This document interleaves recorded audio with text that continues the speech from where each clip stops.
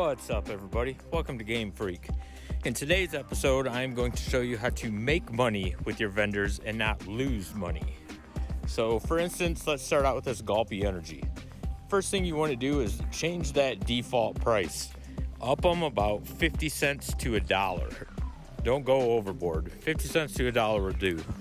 The next thing you want to do is go over to them plus signs, and it will take you down to like the ice and the flavoring, and then in the food it will be like different condiments. You want to change all them things to a lot, and then after that you want to go down to the very bottom and off to the right. You want to check the box to use that price at every establishment with that name. In this case it would be Gulpy Energy. Now Gulpy Soda is totally different, Gulpy Slushy is totally different. But as long as you check that box, every Gulpy Energy building that you put in will have that price, and you don't have to go back and change everything. So it's a time saver too.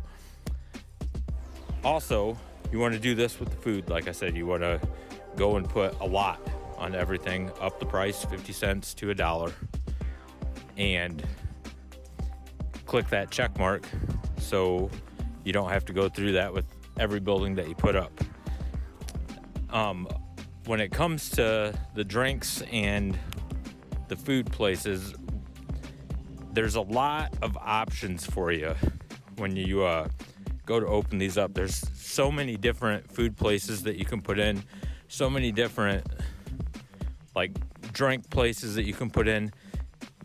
Don't let that overwhelm you. You don't want to do a whole bunch of different establishments.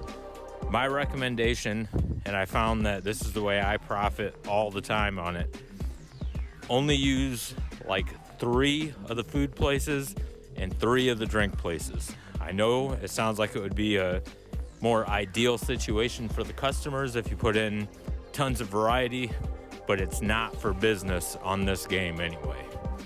So what you want to do is, I believe the 3 that I'm using is a Chief Beef, burrito place, and I think a pizza place, and I'm just putting a bunch of them in. Now it's up to you how many of them buildings you want to put in. My recommendation for that is, I found that you should always have a food and drink place near most of the exits of rides, because otherwise you're going to get complaints popping up in the corner on your TV saying, I'm hungry, I'm thirsty, and it gets annoying. But if you have these shops right at the exits, I notice it cuts down a lot. It doesn't cut down 100%. You're still going to get them because, you know, it's people. It's almost like real life. You're going to hear complaint after complaint. So I did notice that helps out a lot right by the exits, and definitely only using a handful of the different vendor options. You don't want to put too many in there. The other tip I can give is, while you're building the park like I am right now, you want to pause the park. Not the game, but pause the park. I believe you just hold the square button and hit down, and it pauses the park. This way, you're not losing money, because even though I have my park closed, that's the other thing, close your park. Go to your pause screen and close down the park. Don't let anybody in until you're done building everything. You want to pause everything so that way you can, do all your building. Now, obviously, you're going to have to unpause it to test your coasters and stuff like that, but that's not a big deal. If you just leave it on pause the whole time you're building, you're going to lose money, because those days on the game go by pretty quick. Also, on the vendors, you want to close them as soon as you build them. Don't keep them open. So basically, when you close the park, you're just going to have your vendors walking all over the park. I mean, it's going to look like you have people there, but the only people there are your workers.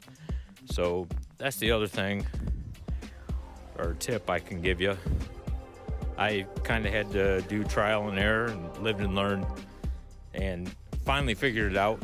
Probably took me longer than some people. Some people probably got it right off the bat, but yeah, this took me a little bit to figure out, but it definitely does help. So I hope this helps you out.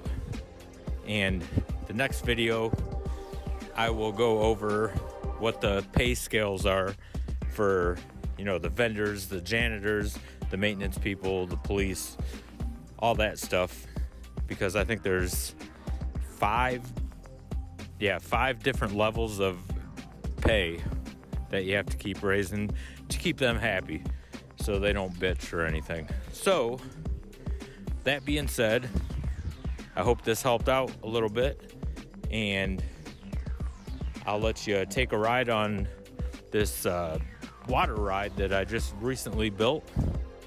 It's called Lockjaw's Bounty.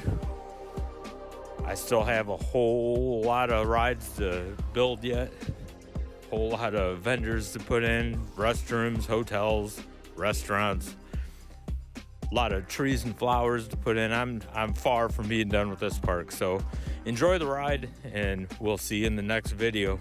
Don't forget to hit that like and subscribe button, and game on.